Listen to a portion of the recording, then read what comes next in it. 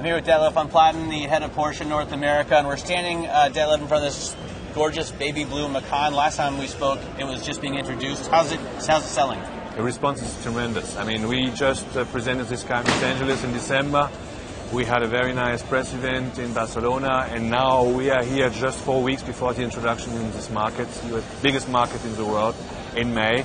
And I tell you, the waiting list is becoming longer and longer. Demand is hot for this. Are they going to ask for more? What's the story? Listen, I think we believe that we are the right car at the right time.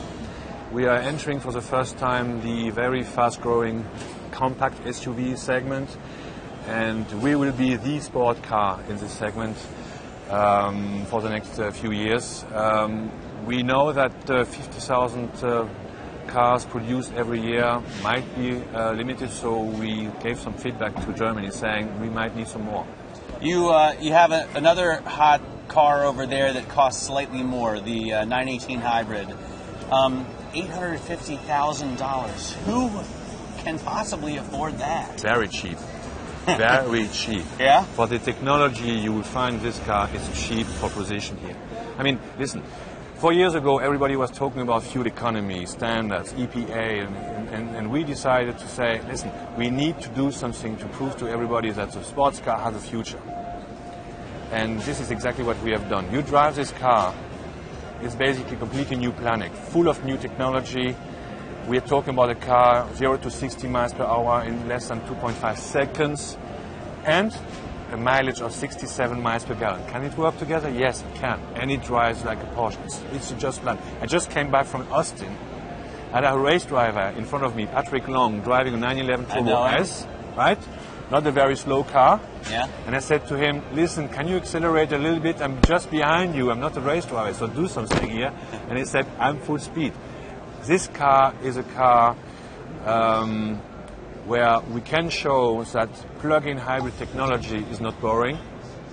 It's not a fig leaf, but it's top performance, top efficiency, and top fascination. Will that technology slowly work its way down to consumer, to more affordable $200,000 cars? Yeah, we started with the plug-in hybrid Panamera S, which is a car we have introduced last year. It has a mileage on electrical motor by 20 miles and a good fuel economy, and we will see this continuing in other models for sure. But this will be one alternative. I mean, remember, 5 years ago we were talking about diesel. It was a no-go. And you see how things I know people who love their diesel Cayennes. You see how things can change so quickly in this market, especially here in the United States. Now, the diesel in the Cayenne is representing 30% of our sales. Very strong. It makes sense. Good torque, good range. And I think plug-in hybrid technology, diesel technology is a good alternative for the future. Let me ask about my favorite Porsche, which is the GT3. It's an amazing machine, but it's had some engine issues.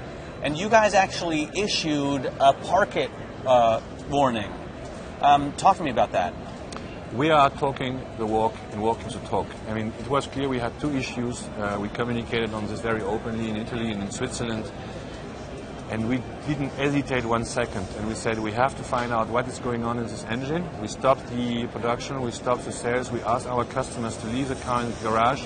We would take care of them until we know exactly what is in this engine. And I think we have been very responsible with it. We have found a solution. We are replacing all the engines of our GT3s. So each customer who has a GT3 today, and we started the delivery in January, will have his engine replaced completely on the cost of Porsche.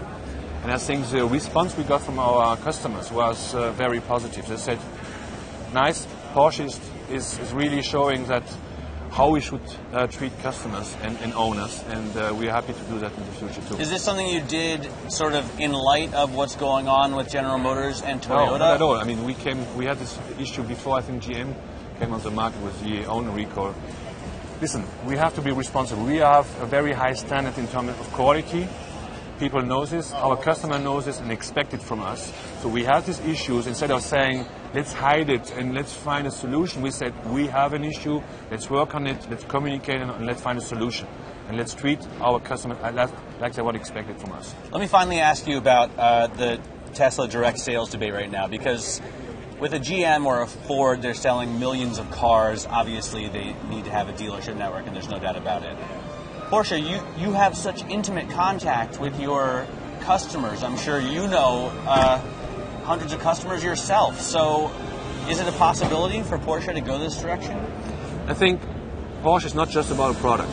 It's about experience. We have a very strong dealer network.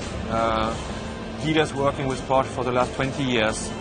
We have people working behind the cars, and this is for us absolutely tremendously important, and we want to continue this. Just selling a product doesn't differentiate you from others. Experience differentiates from us. So we believe that our dealer network has a very strong contribution, added value to our brand, and that it will continue to this. Doesn't mean that others might try it in a different way, but my best advice to our dealers, to our partners, is to say, don't be defensive, protecting yourself between or behind lows. You have a nice value. Say it. Say it to your customers. You have tremendous value. And again, success is something you value about the life cycle of a car. You buy a new car, you come back with your car, you want a pre-owned car, you need to reset it. That needs to be considered in the whole value chain.